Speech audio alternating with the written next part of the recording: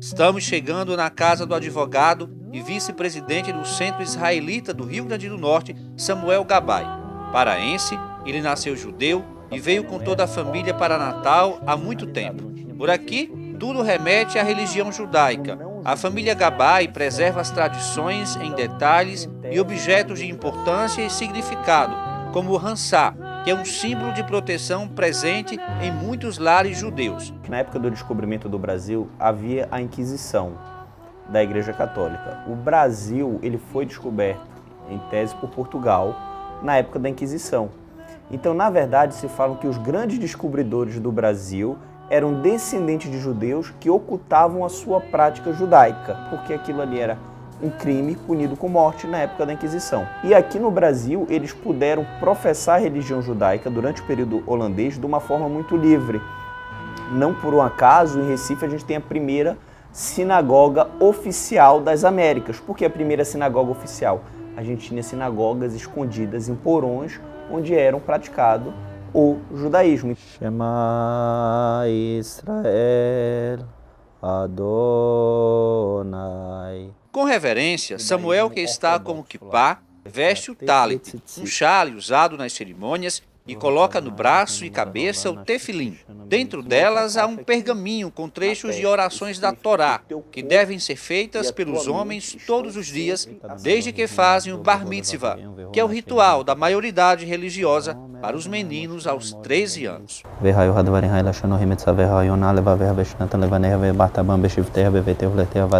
Curioso sobre a história do seu povo ao redor do mundo, Samuel conta um pouco da permanência dos judeus no Rio Grande do Norte, uma presença dividida ao longo da história em momentos específicos. Com a expulsão dos holandeses, voltou o governo português e com isso a política inquisitorial, no qual era proibido ser de uma religião que não a católica.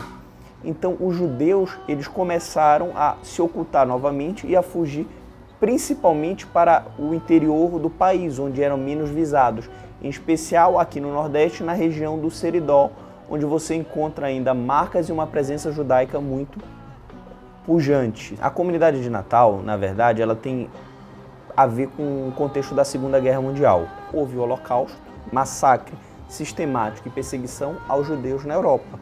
Os judeus, eles não só foram massacrados e colocados em campo de concentração, como depois do Holocausto ninguém queria recebê-los. Então há registro que eles foram colocados em novos campos de concentração após a Segunda Guerra Mundial. Por quê? Porque ninguém queria eles e era uma forma de controle deles. Como consequência, muitos judeus vieram ao Brasil. A gente tinha a Vila Palatinique, que é na região onde fica o centro da cidade, onde fica, por exemplo, o Colégio SIC. Aquela região toda e ao redor era a Vila Palatinique. Então, a Vila Palatinique existia uma grande comunidade judaica ortodoxa, praticante, havia sinagogas. O advogado conta como é viver em uma sociedade com a maioria da população católica. A primeira reação das pessoas é curiosidade. Não se tem muitos judeus, então quando eles encontram judeus, eles fazem muitas perguntas.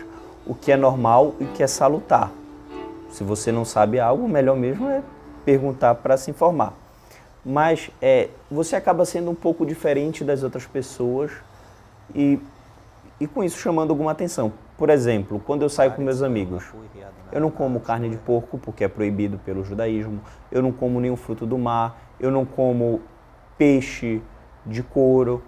Então eu tenho uma regra alimentar um pouco diferente das demais pessoas, o que acaba chamando a atenção de certa forma e gerando até brincadeiras saudáveis, claro, entre os meus amigos mais próximos. Em casa, cabe à mulher realizar a oração da vela, como faz Dona Ana Júlia, a mãe de Samuel.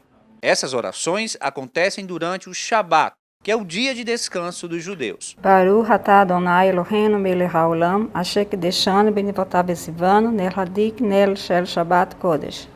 Amém. Saúde, felicidade, boa sorte. Amém. Te abençoe e te faça feliz.